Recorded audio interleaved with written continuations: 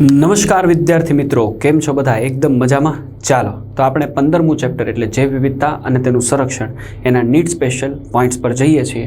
શરૂઆત કરીએ part B need special અને એનો પણ પહેલો પાર્ટ. ઓકે, જો પહેલો ક્વેશ્ચન, ભારતના વિશ્વના જનનિક સંશોધનના ખાલી જગ્યા સાથેના 12 મહાવિવિધતા દેશમાંનો એક છે. એટલે આપણે 12 મહાવિવિધતા ધરાવતા દેશો એટલે એવા દેશો કે જેની પાસે જૈવ વિવિધતા ખૂબ ભરીને છે.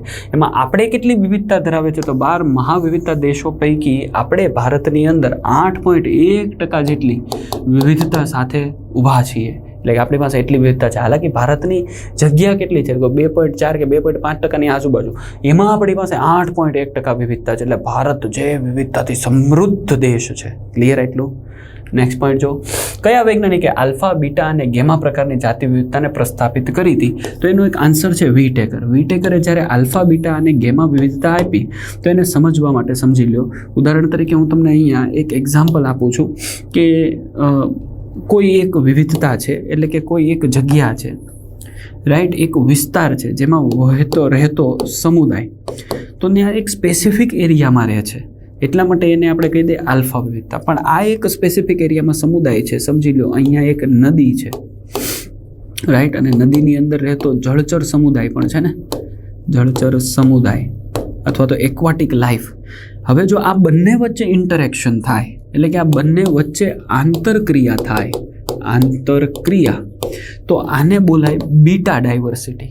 અને આવા એક આખા ભૂખંડને લેવામાં આવે અથવા તો એક બહુ મોટા નિવસન તંત્રને લેવામાં આવે કે જ્યાં આવા અન્ય સમુદાય પણ હોય, રાઈટ, ત્યારે આપણે એને શું બોલીએ છીએ? ગેમા વિવિધતા. તો આલ્ફા એટલે કોઈ નિશ્ચિત વિસ્તારના જ સમુદાયની વાત કરે તો આલ્ફા, અથવા કોઈ એક જાતિ વિશેની જ વાત કરે તો આલ્ફા.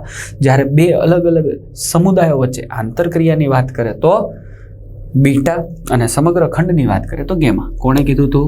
વિટેકરે વાત કરેલી છે. ત્રીજો સવાલ, વિશ્વના કુલ ખાલી જગ્યા હોટસ્પોટ તમે હમણાં જ ભણ્યા છો 34 જેટલા હોટસ્પોટ, અને ટોટલ એમાંથી ભારતની પાસે કેટલા છે? 3 હોટસ્પોટનો સમાવેશ થાય. ટોટલ કેટલા? 34. અને ભારત પાસે કેટલા છે? 3.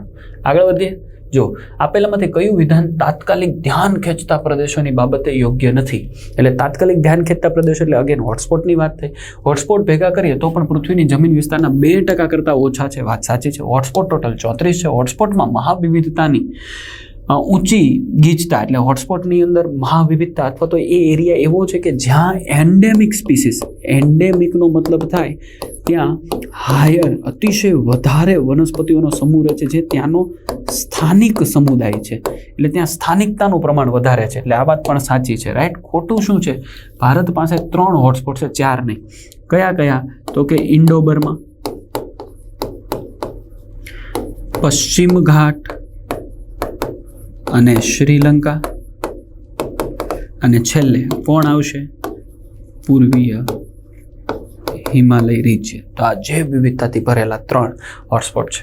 5મું, ભારતમાં સંખ્યાને આધારે ચડતા ક્રમમાં ગોઠવો.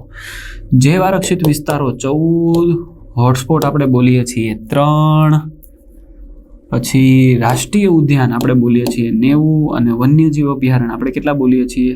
તો કે 4, 4, 8, રાઈટ. સંખ્યાના આધારે ચડતો ક્રમ, તો હોટસ્પોટને આપણે નંબર 1 આપી દઈએ, પછી જૈવ વિવિધતાને બીજો આપી, જૈવાવરણને બીજો આપી દઈએ, રાષ્ટ્રીય ઉદ્યાન ત્રીજો, અને આ ચોથો. ઓકે, તો આપણો આન્સર બની જાય છે A. આગળ, કાન્હા રાષ્ટ્રીય ઉદ્યાન ક્યાં આવેલું છે? મધ્યપ્રદેશમાં. અને કોના માટે છે? તો યાદ રાખવાનું, વાઘ માટે. વેરી ઇમ્પોર્ટન્ટ, કાન્હા રાષ્ટ્રીય ઉદ્યાન. એવી રીતે તમારે બીજું એક યાદ રાખવું હોય તો કાઝીરંગા કરીને છે. કયું? કાઝીરંગા નેશનલ પાર્ક, જે ક્યાં આવેલું છે? તો કે આસામમાં આવેલું છે. અને કોના માટે છે? તો વન, હોર્ન, રાહિનો. રાહિનો એટલે એક શૃંગી ગેંડા માટે છે. એવું તમારે યાદ રાખવું હોય તો ગીરને યાદ રાખવાનું, જે ક્યાં આવેલું છે? ગુજરાતમાં આવેલું છે. અને કેના માટે છે? તો કે એશિયાટિક લાયન માટે છે. એવી રીતે તમારે યાદ રાખવાનું ઘાના બર્ડ સેન્ચ્યુરી, અથવા તો ઘાના સેન્ચ્યુરી, અથવા તો એને બોલાય છે કેવલા દેવ સેન્ચ્યુરી. ક્યાં આવેલું છે? ભરતપુર રાજસ્થાન સ્થાનમાં. કેના માટે છે? તો આવું યાદ રખાય, એવિયન ફોના અથવા તો બોલાય પક્ષીઓ માટે છે. આવું એક બીજું યાદ રાખવાનું, દચી ગામ નેશનલ પાર્ક છે. ક્યાં આવેલું છે? જમ્મુ એન્ડ કાશ્મીરમાં આવેલું છે. શું કામ કરે છે દચી ગામ નેશનલ પાર્ક? તો ત્યાં કાશ્મીરી સ્ટેગ એટલે કસ્તુરી મૃગ માટે છે. ઠીક છે, તો આ પણ તમે તમારી ચોપડીમાં લિસ્ટ કરીને યાદ રાખજો. ઓકે, આગળ. જાતિઓની સમૃદ્ધિ અને ક્ષેત્ર વચ્ચેનો સંબંધ કોના દ્વારા યોગ્ય રીતે દર્શાવવામાં આવે છે? લોગ આલેખની વાત કરે, જો સીધું મળી જાય, log s = log c + z log a. ભારતમાં આપેલમાંથી કોની સૌથી વધારે જાત છે? જાતિ વિવિધતામાંથી સવાલ ઉપાડ્યો છે, ચોખાની. કેટલી જાત છે? 50,000. આપેલામાંથી કયો એક જૈવ વિવિધતા હોટસ્પોટ છે? પશ્ચિમ ઘાટ, પૂર્વ ઘાટ, પૂર્વ હિમાલય. એ અને સી, તો કે પશ્ચિમ ઘાટ અને પૂર્વ હિમાલય. એટલે આપણો આન્સર બનશે ડી. આપેલામાંથી કયું એક છોડ ના નવસ્થાન સંરક્ષણ માટે ઉપયોગી નથી? નવસ્થાનમાં જનીન નિધિ હાલે, વનસ્પતિ ઉદ્યાનો હાલે, બીજ નિધિ ચાલે, પરિવર્તનીય ખેતી તો કે ના ચાલે. આવું ક્યાંય ચોપડીમાં લખ્યું નથી. 11. કોઈ ચોક્કસ ક્ષેત્ર સુધી મર્યાદિત વસ્તી ખાલી જગ્યા તરીકે ઓળખાય છે. એન્ડેમિક કહેવાય. કેવી કહેવાય? કોઈ ચોક્કસ ક્ષેત્રની અંદર ઉગતી વનસ્પતિ વર્ષો વર્ષ ત્યાં ઉગે છે તો એને ત્યાંની શું છે? એન્ડેમિઝમ છે, એન્ડેમિક્સ. રાઈટ, એટલે કે ત્યાંની શું છે? સ્થાનિકતા છે. 12. જૈવ વિવિધતા શબ્દ કોની સાથે સંબંધિત છે? બધા જ જીવંત વનસ્પતિઓ, ખાલી વનસ્પતિઓ નહીં. બધા જ જીવંત પ્રાણીઓ, ખાલી પ્રાણીઓ નહીં. બધા જ જીવંત વનસ્પતિ અને પ્રાણીઓ, ખાલી એ નહીં. તો વધુ કોણ? ડી. જીવંત વનસ્પતિઓ, પ્રાણીઓ, સૂક્ષ્મજીવો કે તેમના પ્રાકૃતિક વસવાટોમાં જે જોવા મળે છે એ બધાને એક સાથે શું કહેવાય? જૈવ વિવિધતા. કોણે શબ્દ આપ્યો તો કે એડવર્ડ વિલ્સન. બાયોડાયવર્સિટી શબ્દ આપ્યો હતો ને. પરંપરાગત વર્ગીકરણ રીત કોને ઓળખવા માટે યોગ્ય કે ઉચિત નથી? ચોપડીની અંદર તમને એક ટેબલ આપેલું છે, એમાં પાઈ ચાર્ટ આપેલા છે, એની નીચેની 3 લીટી જોવો. એમાં લખ્યું છે આણ્વિક રીતે અને જૈવ રાસાયણિક રીતે આપણે ગણવા જઈએ તો આના લાખો સ્વરૂપો થાય. કોના લાખો સ્વરૂપો થાય? સૂક્ષ્મજીવોના. એટલે આપણે પરંપરાગત વર્ગીકરણમાં એને ઉચિત ગણતા નથી. રેડ લિસ્ટ શેની માહિતી અથવા તો જાણકારી આપે છે? આ જાણકારી છે. ઓકે, જેનું અસ્તિત્વ ભયમાં હોય તેવી જાતિઓને, અને એટલા માટે જ રંગ કયો મૂક્યો છે? રેડ લિસ્ટ બનાવ્યું છે. કોના દ્વારા લિસ્ટ તૈયાર થાય? International union for conservation of nature and natural resources ના 2004 ના ડેટા પ્રમાણે. ઓકે, બીટા વિવિધતા કોના વિવિધતા સંદર્ભે હોય?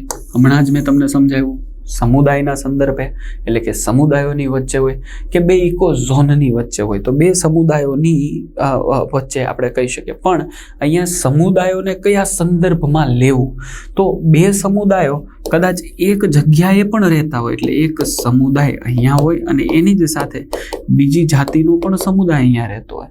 પણ બે મોટા ઝોનને લઈ લઈએ, રાઈટ, તો અહીંયા પણ રહે છે. ઉદાહરણ તરીકે મેં નદીનું એક્ઝામ્પલ આપ્યું હતું, તો એ આપણે અહીંયા શું કહીએ છીએ? સમુદાય. એટલે બે સમુદાયની વચ્ચે આપણે કહેવાનું છે, રાઈટ. ઇકોઝોન તો નિવસન તંત્ર બે અલગ અલગ આપણે કહી શકીએ, અથવા તો એક મોટા નિવસન તંત્રને પણ ઇકોઝોન કહેવાય.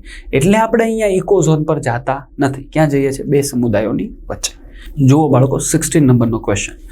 રેડ ડેટા બુક શેની માહિતી ધરાવે છે? ભેજવાળી જમીનની માહિતી? નહીં. જળ પ્રદૂષકોની?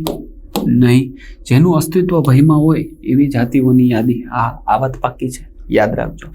17. એલેક્ઝાન્ડર વોન હેમ્બોલ્ટ સૌપ્રથમ શેનું વર્ણન કર્યું હતું? ન્યૂનતમ કારકનો સિદ્ધાંત? નહીં. એમણે સિદ્ધાંત વ્યક્ત કરેલો જાતિ વિસ્તારનો સંબંધ. યાદ રાખવાનું છે. આપેલામાંથી કયું એક જેમનું અસ્તિત્વ ભયમાં મુકાયું હોય તેવા પ્રાણીઓ અને વનસ્પતિના 9 સ્થાન સાથે સંકળાયેલું છે? જે વિવિધતા હોટસ્પોટ, એમેઝોનના જંગલ, હિમાલયના વિસ્તાર અને વન્યજીવ સફારી વિસ્તાર. અહીંયા શું કહે છે? આપેલામાંથી એવું કયું એક કે જેમનું અસ્તિત્વ ભયમાં મુકાયું હોય તેવા પ્રાણીઓ અને વનસ્પતિઓના 9 સ્થાન સંરક્ષણ માટે.